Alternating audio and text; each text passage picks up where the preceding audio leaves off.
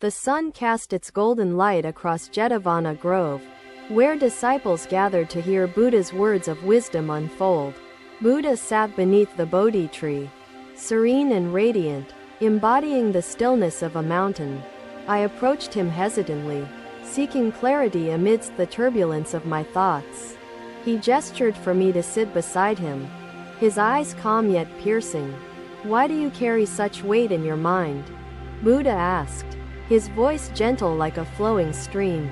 "Master," I replied, "my thoughts churn endlessly, like a storm, and I cannot see beyond their chaos." He nodded, his expression a mirror of understanding. "Thoughts are like clouds in the sky," he said, "transient, impermanent, yet they obscure the light of truth." I asked, "How can I find clarity amidst the storm that rages within me?" Buddha closed his eyes briefly, as if reaching into the depths of wisdom. "Clarity does not come from grasping at the clouds," he said. "It comes from observing the sky itself." He gestured to the distant horizon, where the sky met the earth in seamless harmony. "Look not at the clouds but at the vastness that holds them," he instructed. I tried to quiet my thoughts and observe the horizon.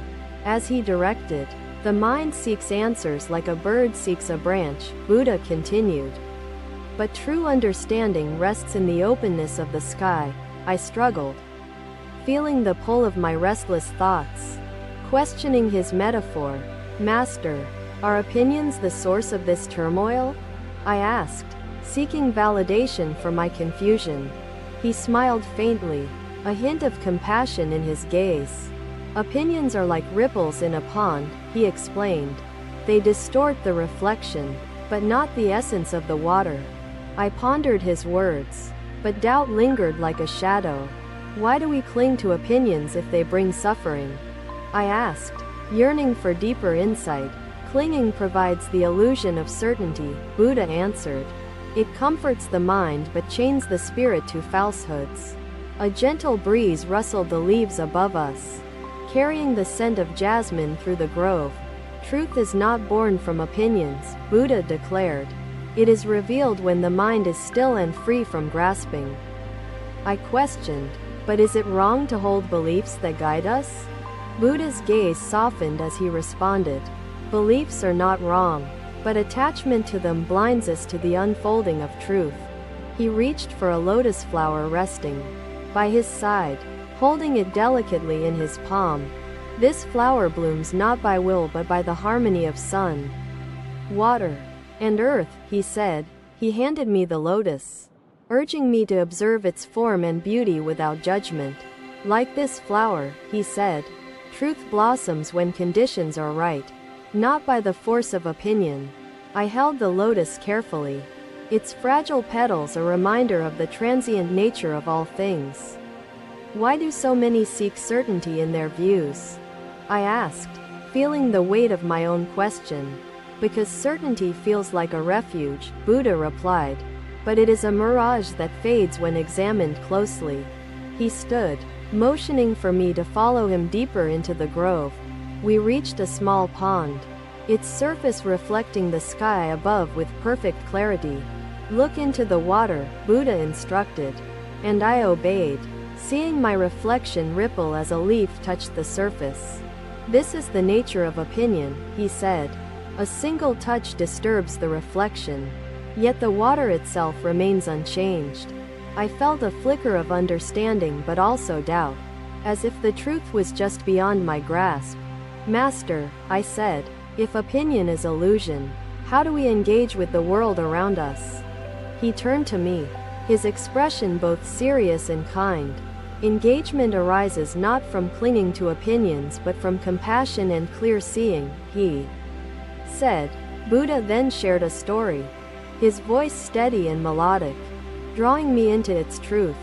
"Once there was a man who journeyed through a forest, carrying a heavy sack on his back," he began. "He believed the sack contained treasures, but its weight grew unbearable as he walked further." I listened intently, drawn to the simplicity and depth of his tale. Finally, the man opened the sack, only to find it filled with ordinary stones. Buddha continued, He had carried the weight of false belief, mistaking it for value. When he discarded the sack, he walked freely. The story resonated within me, stirring thoughts and emotions like ripples on the pond's surface. Opinions are like those stones, Buddha said. We carry them, believing they are precious, but they weigh us down. I asked, how do we let go of what feels so deeply ingrained? By seeing clearly, Buddha answered, and by understanding that the weight you carry is not who you are. His words struck a chord within me, breaking through the storm of my thoughts like sunlight piercing a cloudy sky. Master, how do we practice this clear seeing? I inquired, eager to embody his wisdom. Begin with silence, Buddha instructed, his tone calm yet resolute. Silence stills the mind and allows the truth to surface like a lotus rising from the mud. I sat by the pond, closing my eyes, trying to still the noise within as he guided me. The mind will resist, seeking refuge in thought and opinion, Buddha warned. Do not fight it, observe it. I observed my thoughts as they rose and fell, like waves crashing against the shore. In observation, there is no judgment, no clinging, only the awareness of what is, he said. The practice was difficult, like taming a wild horse. But Buddha's presence steadied me. Patience is the key, he reminded me. The sky does not rush to clear its clouds, yet it remains unchanged. Hours passed in quiet meditation, the grove enveloping us in its tranquil embrace. Finally, Buddha spoke again, his voice carrying the weight of profound truth. Clarity comes not from effort but from surrender, he said. Surrender your need to grasp, and truth will find you. As his words sank in, I felt a lightness within, a glimpse of freedom from the weight I had carried. Buddha stood, his figure illuminated by the setting sun, a living embodiment of peace. Remember this, he said, truth is like the sky, vast, unbound, and always present, even when obscured. I bowed deeply, gratitude welling up within me, for his teaching had planted a seed of understanding in my heart. As the evening descended upon Jetavana, I walked away with a newfound sense of clarity. The weight of opinion no longer pressed upon me, for I had glimpsed the truth that lay beyond. And so, Buddha's words became my guide, their wisdom echoing in the silence of my soul. Another day, the sun rose gently over Jetavana Grove, bathing the trees and earth in a golden hue. Buddha walked among his disciples, his robes flowing gracefully with each step. I followed him silently, sensing a lesson waiting to unfold in the hours ahead. Buddha stopped at the edge of the grove, pointing toward the marketplace bustling beyond its tranquil borders. Today, observe, he said simply, his voice steady and calm. Together, we entered the marketplace, its sights and sounds a stark contrast to the peace of the grove. A merchant stood at his stall, arguing with a customer over the quality of his goods. Their voices carried tension and anger, cutting through the air. Look closely, Buddha instructed, his eyes fixed on the scene. What do you see in their actions? I observed the exchange, noting the frustration etched on their faces and the rigidity of their postures. Master, I said, they are consumed by their need to be right, driven by judgment and pride. Buddha nodded, his expression one of deep understanding. Indeed, he replied, judgment is the anchor that prevents the soul from drifting toward truth. I asked, Master, is judgment always harmful, or can it serve a purpose? Buddha's gaze shifted to the crowd, observing without attachment. Judgment is neither good nor evil, he said. It is heavy and burdens the heart when clung to tightly. A child approached the merchant's stall, her eyes wide with wonder, reaching for a brightly colored object. The merchant softened his tone, smiling as he handed her the trinket without charge. See the change, Buddha said, pointing to the merchant's expression. Kindness eases the weight of judgment, restoring lightness to the spirit. I pondered his words, feeling the truth within them yet still grappling with understanding. Master, I asked, how do we release judgment when it feels so deeply rooted in our hearts? Buddha turned toward me, his eyes like the depths of an ocean. By recognizing judgment as a shadow of opinion, he explained, let go of the shadow, and the light will emerge. The marketplace grew louder as disputes arose at various stalls. Merchants and customers locked in their perspectives. Opinions create walls between souls, Buddha said. These walls divide and isolate, yet they are built of illusion. I asked, but if opinions shape our understanding of the world, are they not necessary? Buddha smiled faintly, his compassion evident in his response. Opinions are like tools, he said, useful in their purpose, but harmful when mistaken for truth itself. He then shared the story of a traveler who carried a heavy toolbox on his journey. The traveler believed he needed every tool, Buddha began, his voice steady and soothing. But the weight slowed his progress, causing him to suffer. I listened intently, drawn to the simplicity and depth of his tale. When he discarded the unnecessary tools, his burden lifted, and he walked freely. The story resonated, sparking a sense of liberation within me as I reflected on its wisdom. Opinions are those unnecessary tools, Buddha said. They serve a purpose but must not be carried beyond their need. I asked, how do we discern which tools to keep and which to discard? By practicing clarity and compassion, Buddha replied, his words infused with gentle authority. Compassion sees beyond opinion, revealing the essence of truth. He gestured for me to follow him deeper into the marketplace, where a crowd had gathered around a performer. The performer, a young man, juggled brightly colored balls, captivating the audience with his skill. See how he balances each ball, Buddha said, pointing to the juggler's movements. This is the nature of compassion. It balances without attachment, creating harmony. A man in the crowd began to criticize the performer, voicing his opinion loudly and disrupting the scene. Observe his judgment, Buddha instructed. It adds weight to the moment. Yet the performer continues unburdened. The crowd eventually silenced the critic, cheering for the performer's skill and perseverance.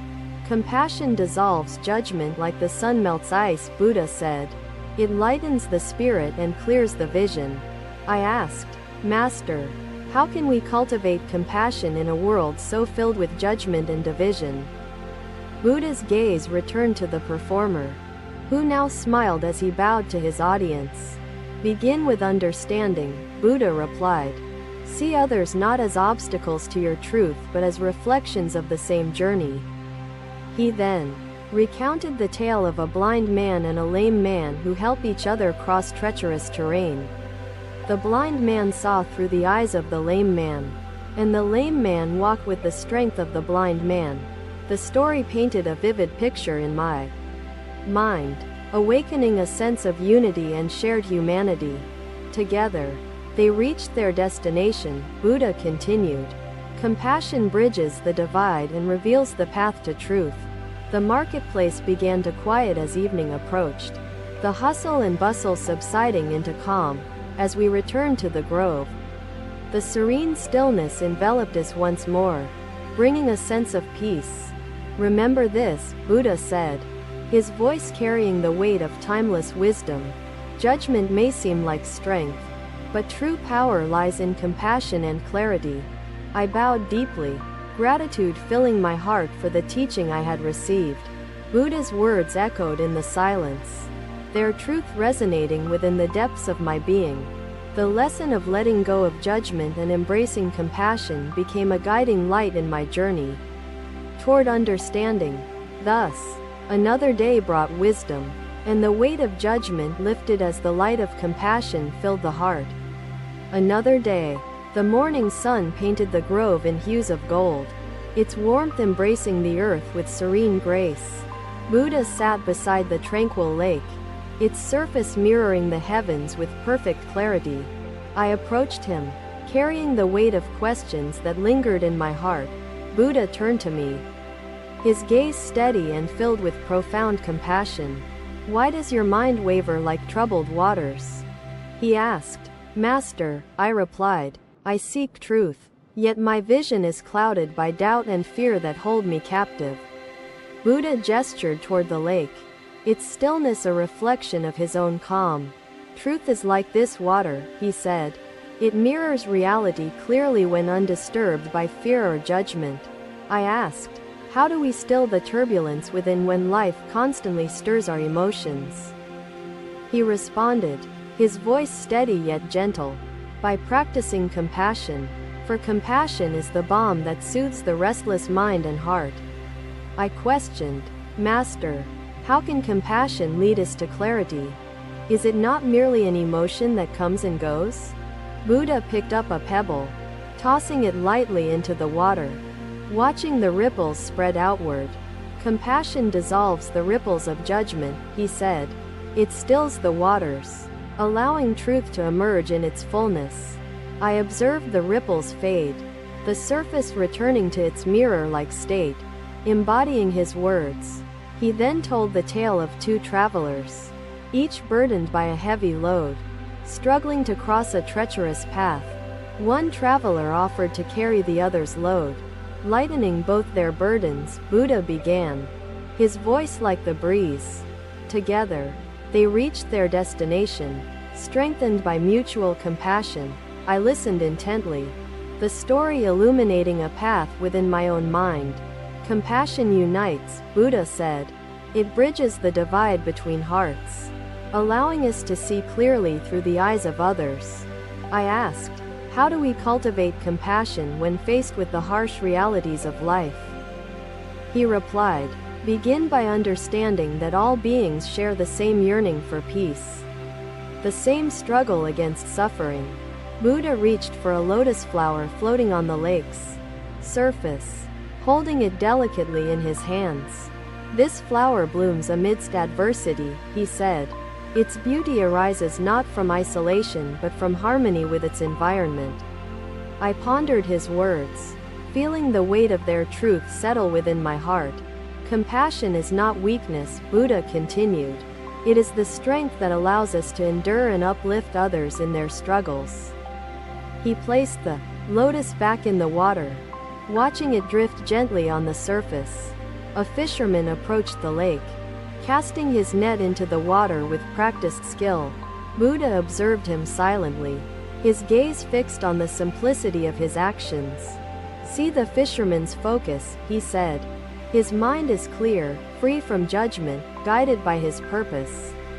I watched the fisherman work, his movements deliberate yet unburdened by haste or frustration. "Clarity comes from intention rooted in compassion," Buddha said. "It is not clouded by selfish desire or opinion." The fisherman pulled his net from the water, his catch modest but sufficient, his expression peaceful. I asked, "Master, how can we act with clarity when the world often demands haste and competition?" Buddha turned to me, his eyes reflecting the stillness of the lake. "Act not from urgency but from understanding," he replied. "Let compassion guide your actions, and clarity will follow."